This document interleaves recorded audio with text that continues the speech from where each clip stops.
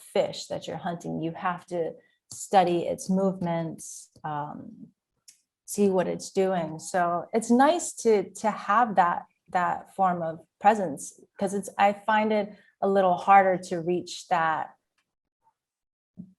experience on land. Mhm. I try to meditate sometimes on land, but I don't feel that I find that same level as I do when I'm in the water. Because you have to in the water. Yeah, You like, yeah, you're so like hyper aware of what's going on around you, what the sensations in your body. So it's a really cool aspect. I feel like you really get to know yourself on a deeper level. yeah.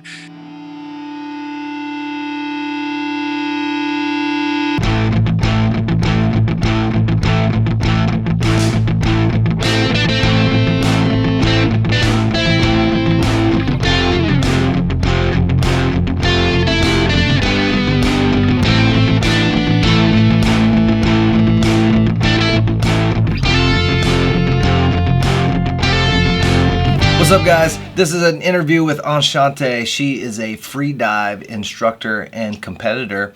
I met her on my flight to Baja and struck up a conversation with her, expressed my passion for freediving, and in this interview she teaches us how to breathe for efficient gas exchange and lowering your heart rate. We also talk about how being underwater forces you into this deep state of presence. And we also talk about how when training it can be very detrimental to push yourself too hard.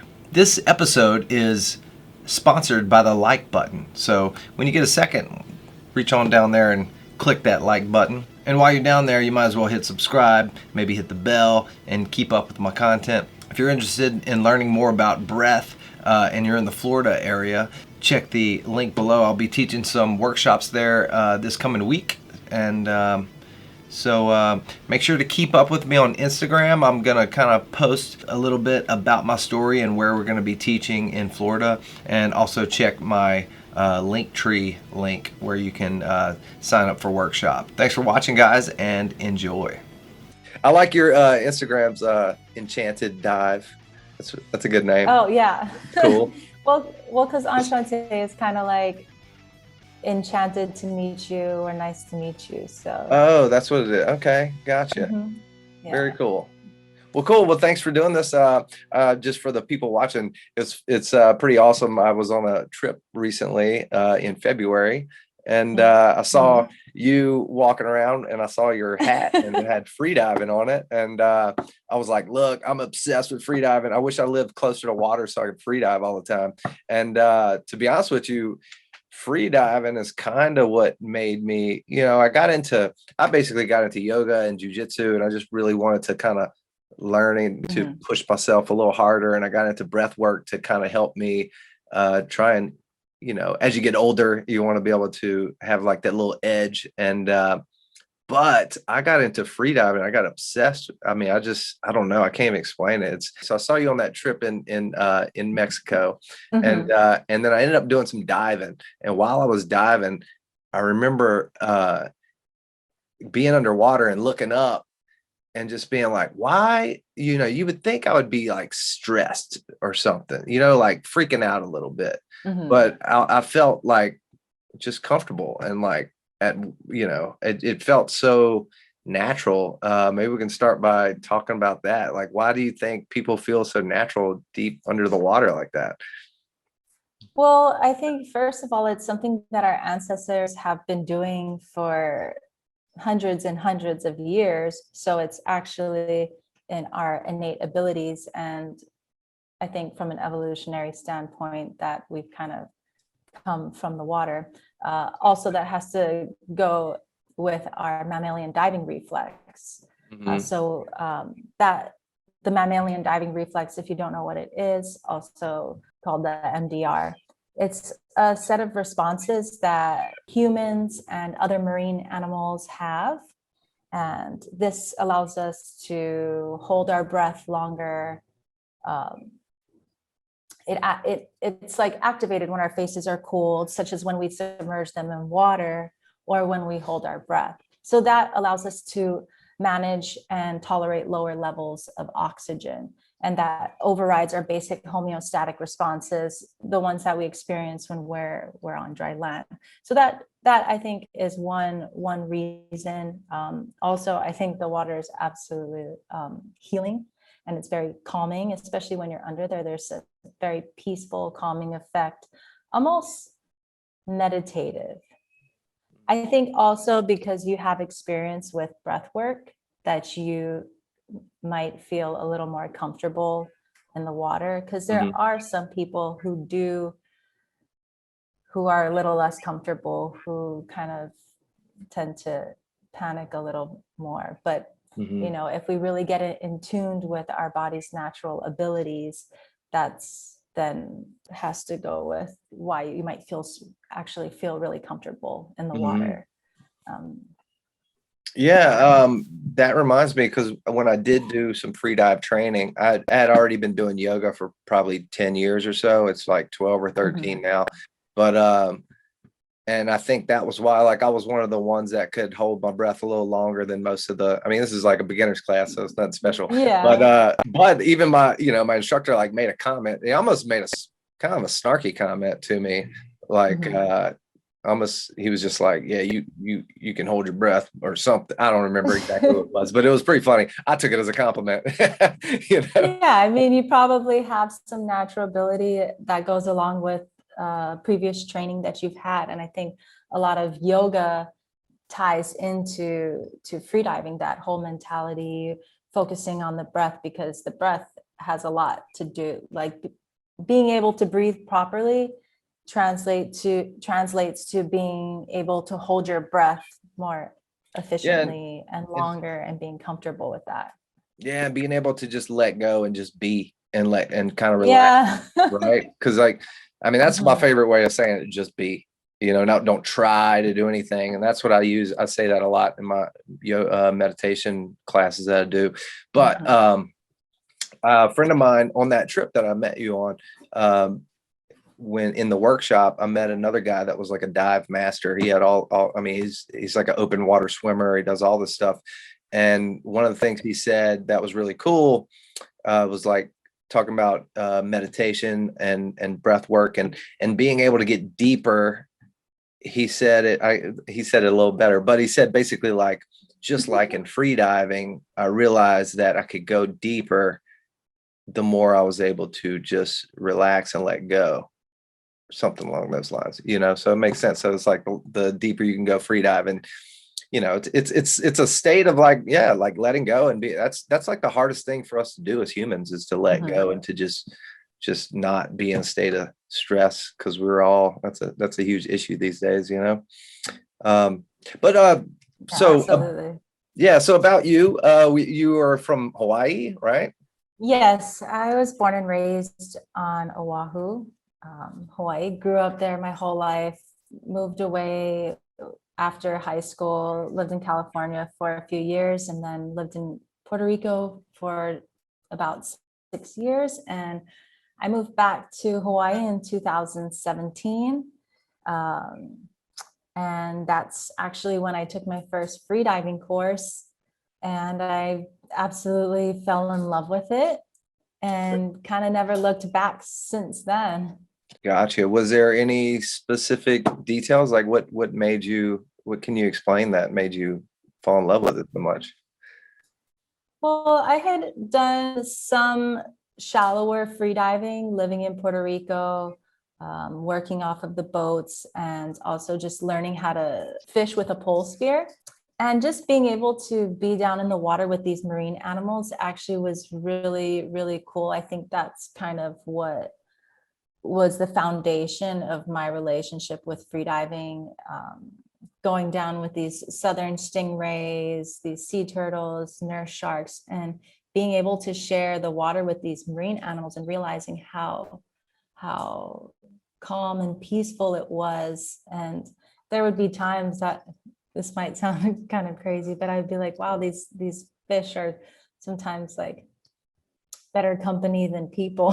And it's just like, it's very, being under the water under one breath is a very present experience. And I think on land, especially like in our daily lives and the stress factors that come into play, and we feel like we're constantly moving and we have things to do. But when you're under the water in this experience, forever, how long it may be like 30 seconds to a minute, it's you're completely present in that moment. And especially when you're interacting with other life forms under the water, I think it like exponentializes that experience because you're so engaged. And I think also the same thing goes with spearfishing as well, and like hunting, because you're so caught up in the moment. You're, in a way, you're connected with this animal, or you know,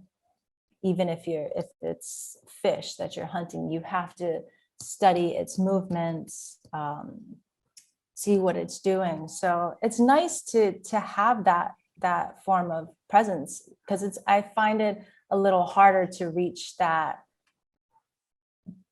experience on land. You know, I try to meditate sometimes on land, but I don't feel that I find that same level as I do when I'm in the water. Because you have to in the water. Yeah, You're you're so like hyper aware of what's going on around you, what the sensations in your body. So it's a really cool aspect. I feel like you really get to know yourself on a deeper level. yeah.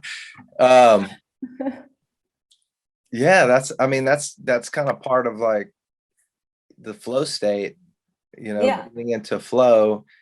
That's why people love to like travel and stuff. Most people don't even realize that, like, the reason they like traveling so much is because they have to be so aware. Like, instead of seeing your day-to-day stuff, you're like really absorbing all the new things. And one of my things is like trying to bring that into my day-to-day life, like seeing the same stuff, but still looking at it with new eyes. Yeah.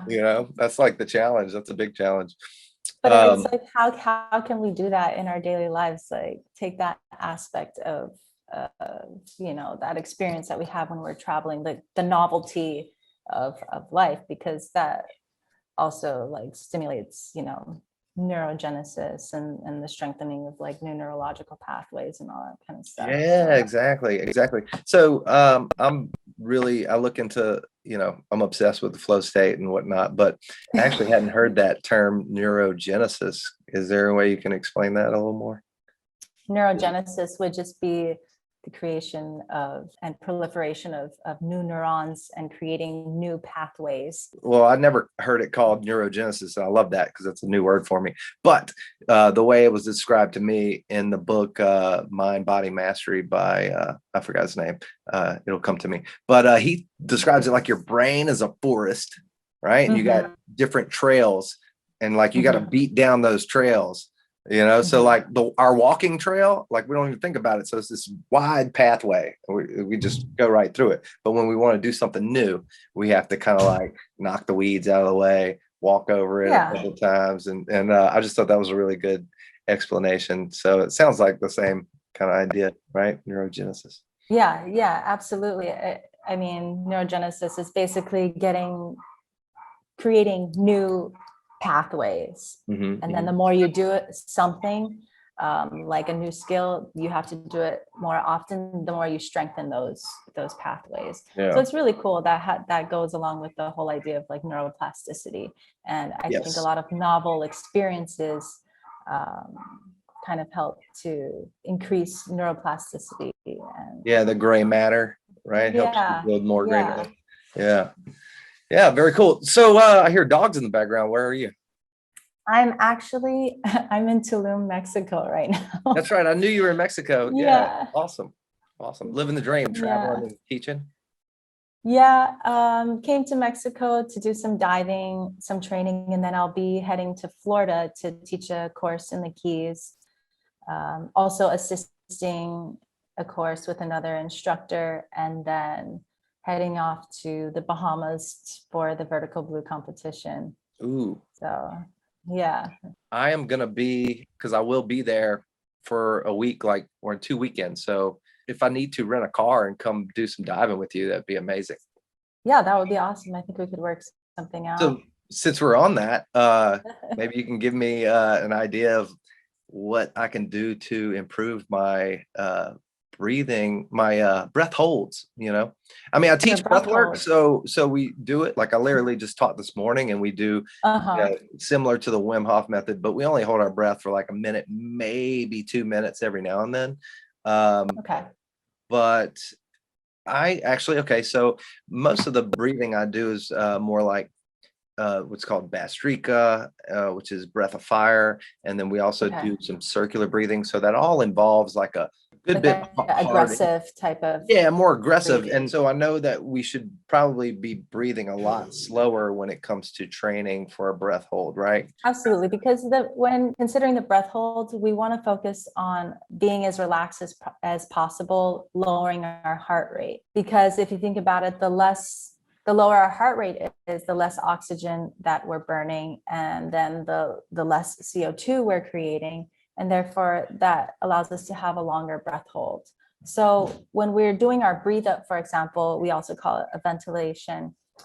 Our main focus is to get our heart rate as low as possible, get as relaxed as possible. It's all about relaxation. Mhm. So, I mean, for the main breathing technique for freediving would be slow, deep diaphragmatic breathing. So you're breathing through your diaphragm.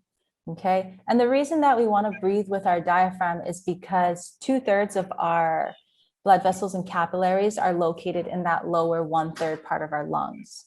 So Mm. that's where the most efficient gas exchange is going to take place. And you might think that you want to fill your lungs, use your diaphragm, your intercostals, but it's not about the volume of air that you get into your lungs. It's about where that air is going, Mm. okay, to get the most oxygen absorbed, okay, and then the CO2 expelled, okay. So you want to safely decrease those levels of carbon dioxide. And what this does is it also lowers your heart rate, because what happens when you inhale, you would do like a regular inhale about 2 to 3 seconds without restriction to the airflow. And then after your inhale, you would do like a 1 second pause. And the reason that you do that 1 second pause is to also relax the respiratory muscles, okay? Because holding tension in your respiratory muscles, again, that burns more oxygen. So relax that. And then you're going to have an elongated exhale. So you would want to count to about 10, I say 8 to 10 seconds, depending, but you don't want it to be forced. You want it to be a relaxed, but a passive process. So to make it a passive process, you would create a restriction to your airflow by like pursing your lips or pressing your tongue against the hard palate, Mm. creating this valve. So that valve will create a little bit of resistance, allowing you to elongate that exhale. So the longer your exhale is, the lower that will lower your heart rate a lot more. Mhm. So if you think about it, like if you're looking at a graph type of thing, when you inhale, your heart rate will go up a little. And then as you exhale, it's going to go down. Mm. Then you inhale, exhale, Oh. inhale, exhale. And there's actually been some research on trained freedivers. By following this breathing pattern, that they've been able to lower their heart rate to about their resting heart rate levels, which are the same levels when you're sleeping. Mhm.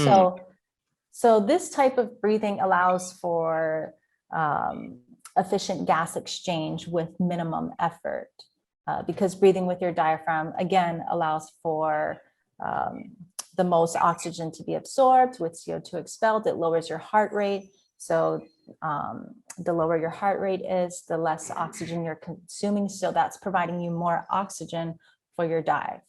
And then also it allows you to be more relaxed, and the more relaxed you are, your oxygen consumption decreases and your dives actually become more enjoyable. Yeah. Cool. So I guess if we were training, just kind of practice that slower breath with longer exhales. Mhm. So what I do when I try to go to sleep is I use like about 4 seconds in and 8 seconds out. Okay, something that like that. works. And yeah, I find it's been working for me. I almost get more into this lucid dreaming state. Like I remember I have Right. more vivid dreams and stuff, and because I had heard of studies of or of people talking about trying to get into that lucid dream state, and I just Mhm. heard it on like a podcast or something. I haven't seen any like specific info, except for there's a guy Okay. named the Buteyko method, and he's, I don't know if you've heard of that, but he No, I'm not familiar. yeah, he is all about that high CO2 in the body, right? So getting into Okay. these super deep states, and they've even said it, you know, he claims to have acquired special abilities by doing this type of stuff. I don't know. It's a lot of like high CO2 stuff.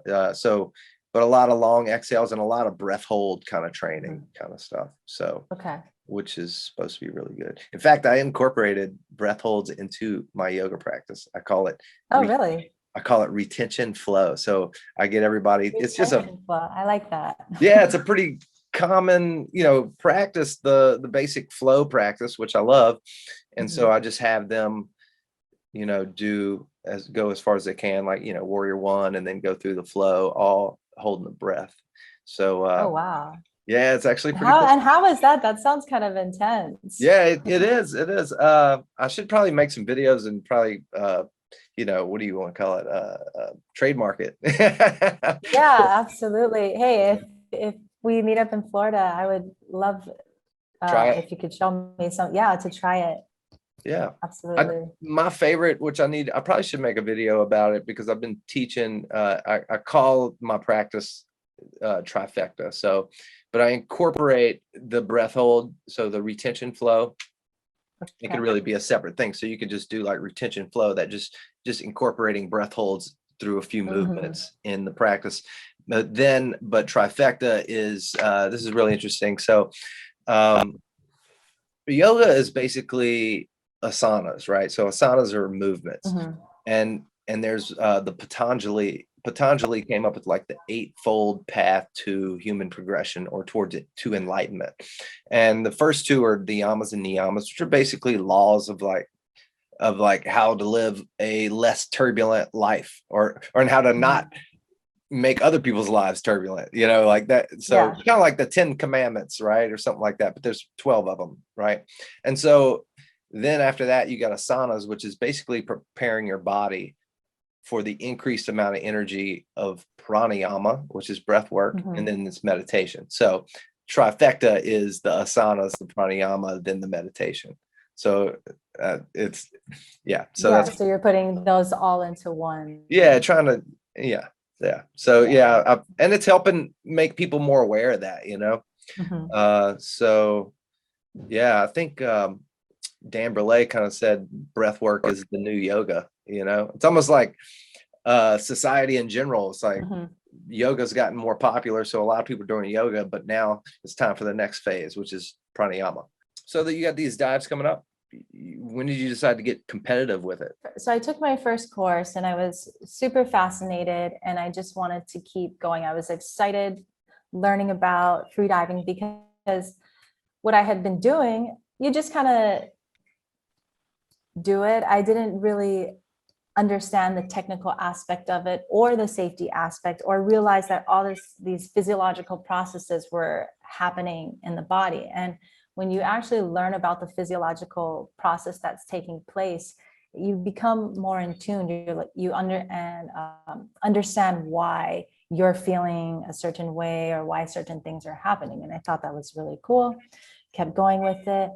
Decided to try to get my instructors so that I could do it do free diving and make some money off of it as well, because I figured that it would allow me to do something I enjoy and travel at the same time, because I absolutely love traveling. That's one of my favorite things. It kind of goes back to what you were saying before, like people love traveling because of that part of it is that novelty experience, but also I think your senses are heightened because you're almost kind of like in a survival mode. You're more conscious, you're more aware, and I kind of feel more balanced when I'm out of my comfort zone, if that Mhm. makes any sense.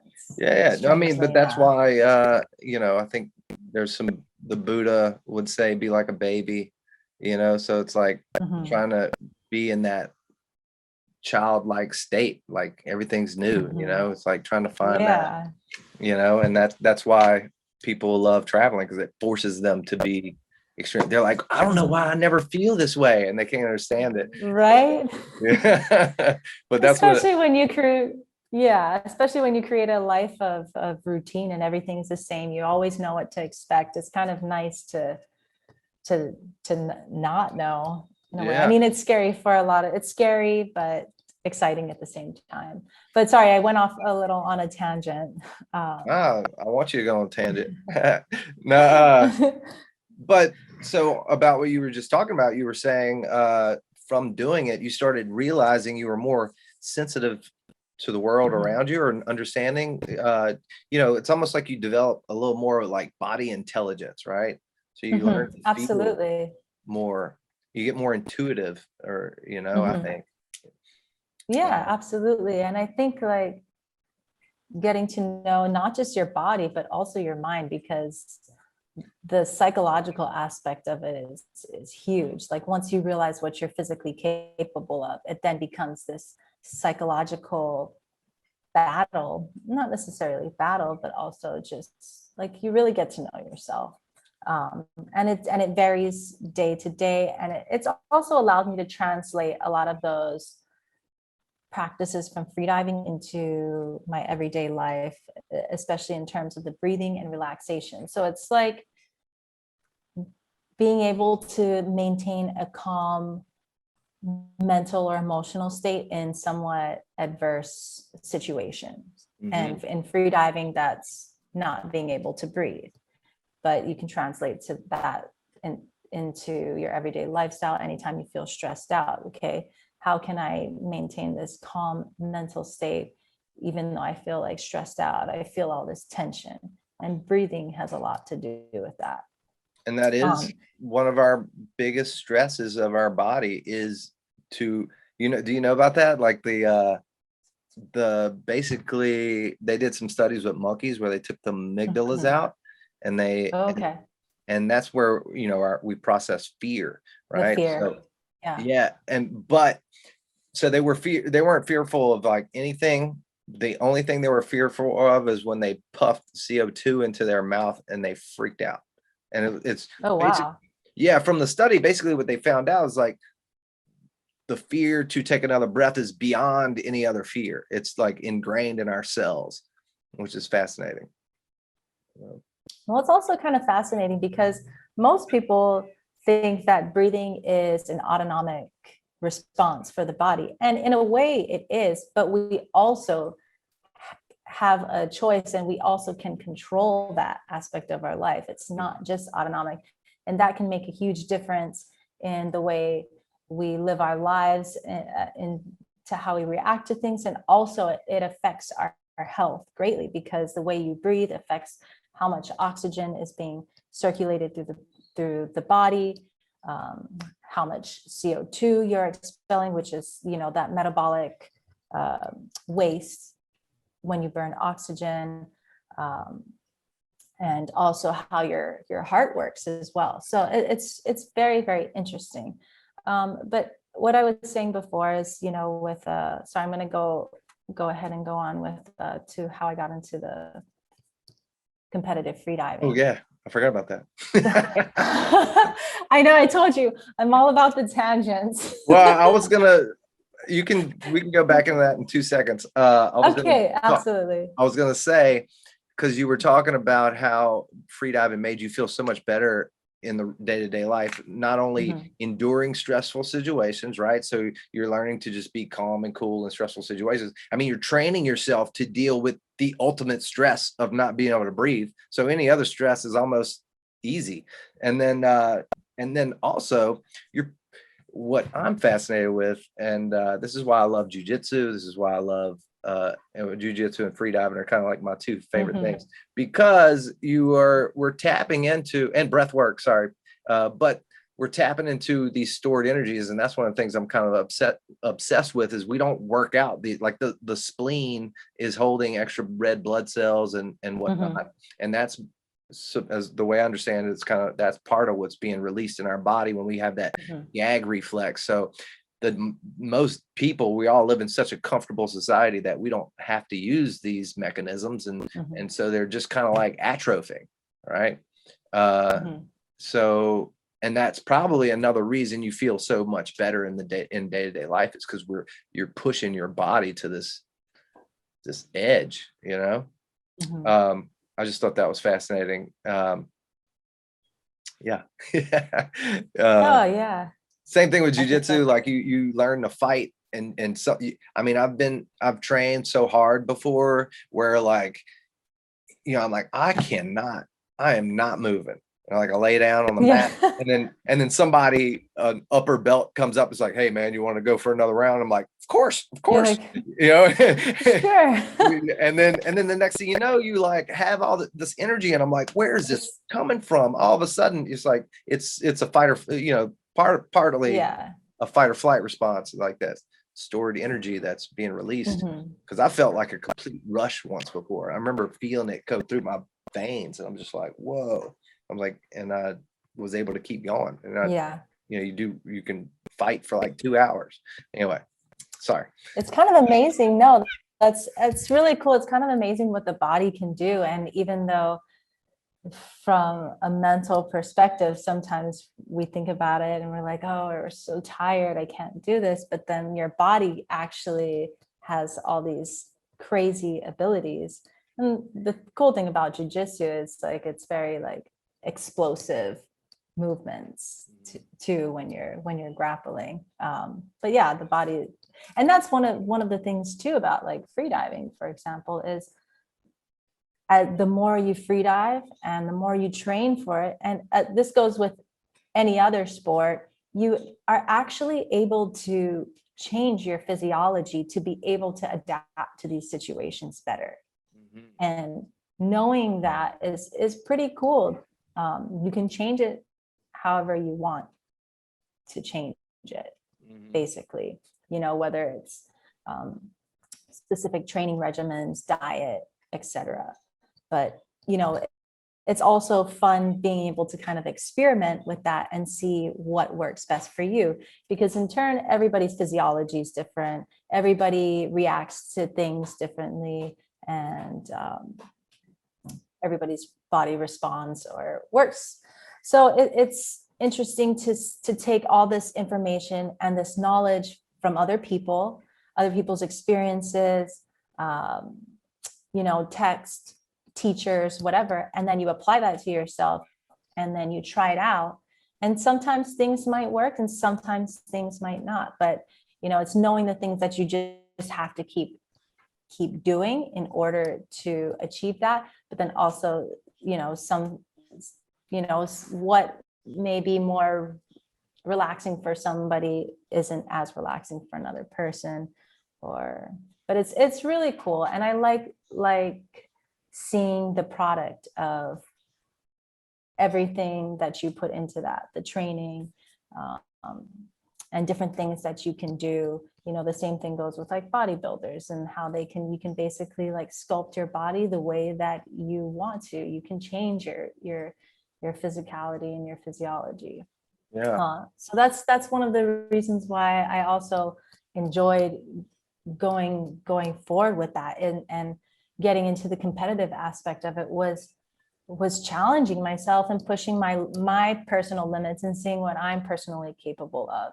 And the cool thing about freediving is, yes, you're competing with other people, but ultimately it's a competition with yourself, but also doing it in a way that's safe, you know?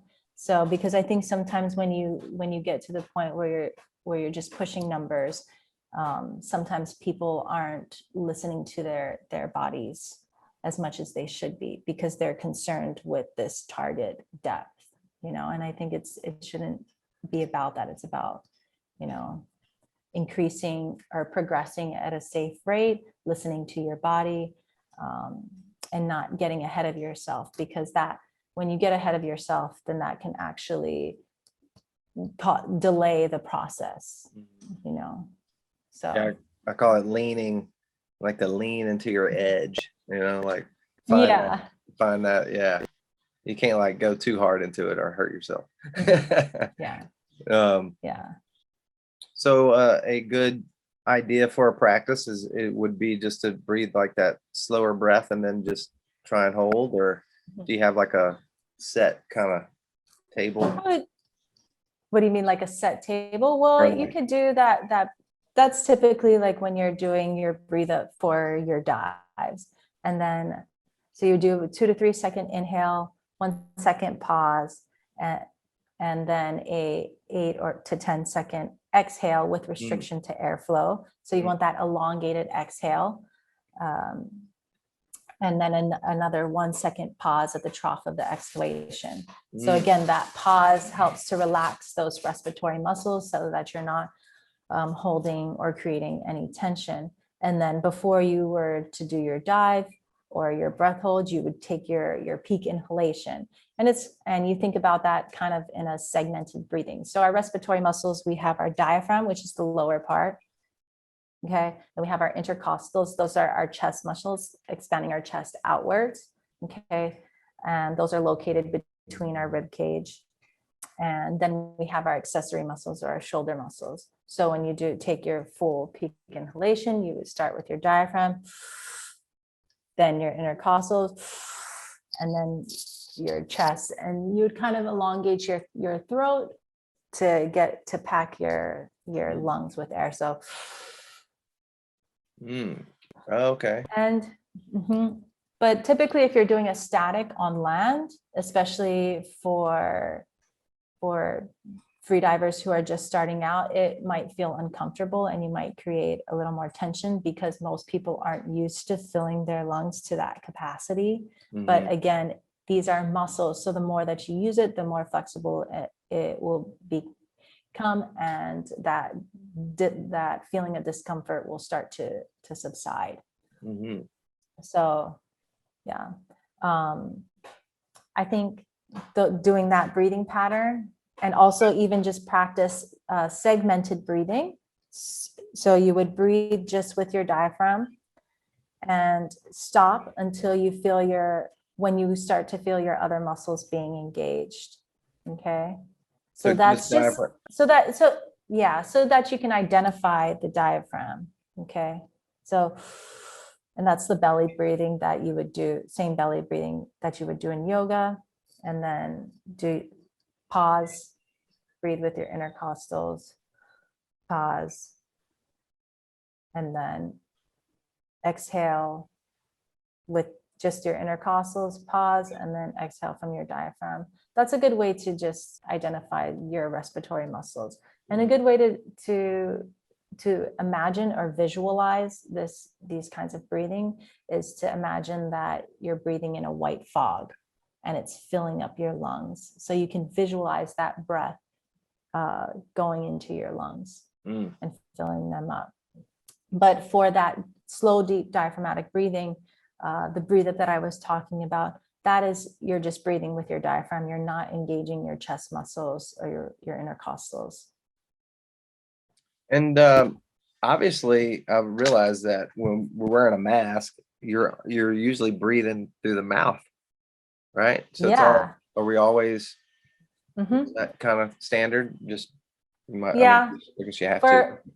For free diving, that's pretty standard because it's usually covered by a mask or sometimes a nose clip if you're diving with a nose clip. So pretty much all we have is with the mouth. Yeah. I mean, typically it's better to breathe in through the nose because it has those cleansing, moisturizing, heating properties. But we have to work with what we can. Yeah. Just curious. Cool. By the way I got into what took me, I'm not sure if this is exactly where I first found out about free diving, but I read the book Deep. Have you read that by any chance? Yes, By James Nestor. Oh man. Yes. I was like, that was like one of my favorite books I've ever read because it just made me fall deeper in love with it. And the funny thing is, I mean, it's funny because he just came out with the book Breath last year. And Oh, I was just gonna say you should read that book, oh yeah, because it's yeah. I'm kind of obsessed with it, so, with both of them. So I just thought it was funny. It's like it's almost like I'm just like on the James Nestor train, you know, like I'm Mhm. and just like him, the reason he got more into breath is because he got into freediving. And Mhm. so yeah, that book really got me good. I was just really interested in what's happening, and I thought the way he explained it was that when you are holding your breath, so is it, I've been saying this to people and I want to make sure I'm like somewhat right, is like Okay. when I'm explaining to people that don't know free diving, I'm like, look, you know, you Mhm. can probably you can learn to hold your breath for longer, this and that. You know, there's the AMA, and I tell them stories Mhm. about how Tom Cruise held his breath for 6 minutes filming a movie Yeah. and this and that. And they're all, and I said, look, you got to understand, we got like different mechanisms in our body, the mammalian reflex, but also supposedly, and I'm almost certain he explains it to where like, you know, it's not exact science, but ideally say you can hold your breath for 2 minutes and then you can sit through that gag reflex, you have it like another two Mhm. minutes on the other side, something like Mhm. that. Does that sound about right? Yeah. So I wouldn't call it a gag reflex, Yeah, but like I that. would call Well, I thought that's the I would name. call it it's an urge to breathe. Urge to breathe. Yeah, yeah, yeah. Yeah. So that basically your body gets, there's a signal that's sent to your brain, and that your brain sends a signal to your respiratory muscles like, hey, I need to breathe. Mm-hmm. So we have a basic like rhythm or breathing rhythm. And so we get in oxygen, we take out that CO2. Okay, that's like a natural pacemaker for the body, Mm-hmm. right? So when we hold our breath, um, it's not getting that signal from our respiratory muscles that's saying, hey, we're getting oxygen in. So it's not getting that signal that it's breathing. So the body or the brain will then in turn send a stronger signal to the respiratory muscles like, okay, we need to breathe. But you can actually, you know, train your body to withstand higher levels of CO2 or carbon Mm-hmm. dioxide. Okay. Because those high levels of carbon dioxide is actually what gives us that urge to breathe, right? So our body wants to get all that toxic air out, that waste. Mm-hmm. Um, um, but it's actually a good trigger. It's something that it's uncomfortable, but it's something that we need to know, okay, maybe those levels are getting too high. Maybe we actually need to breathe. Also, we need the CO2 to make that efficient exchange in our tissues from the hemoglobin, so that we can release that oxygen into our tissues, and then the CO2 can bind to the hemoglobin so that it can be expelled from the body. But yeah, a lot of people who do breath holds, they'll have contractions at a certain time, That's the word I was looking for. and they'll and and they will sit through those contractions or uncomfortable feelings, that urge to breathe, for another couple minutes.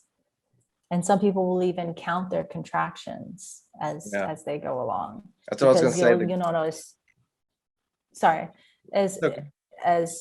you start to get them, you might feel like, okay, the contraction, some time will pass, and you get another contraction.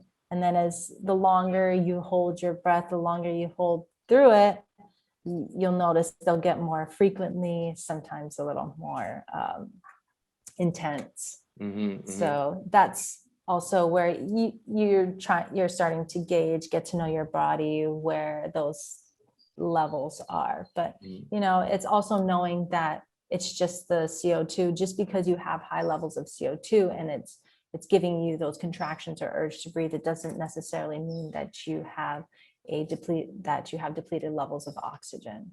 Mm. So Yeah. that, knowing that aspect of it allows you to be able to continue to hold your breath longer. Yeah. But it's all, again, that's the psychological aspect of it as well. Because a lot of people, they're like, oh, this feels uncomfortable. I think I need to breathe.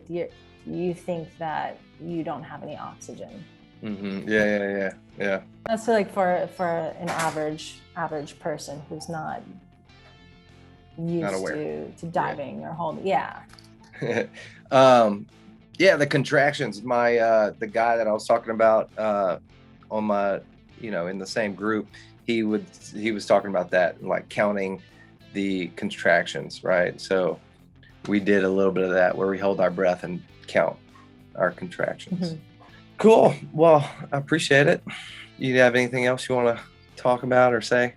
Not that I can think of off the top of my head, but I did enjoy this conversation, and I do hope to see you in Florida. It would be nice to share some information,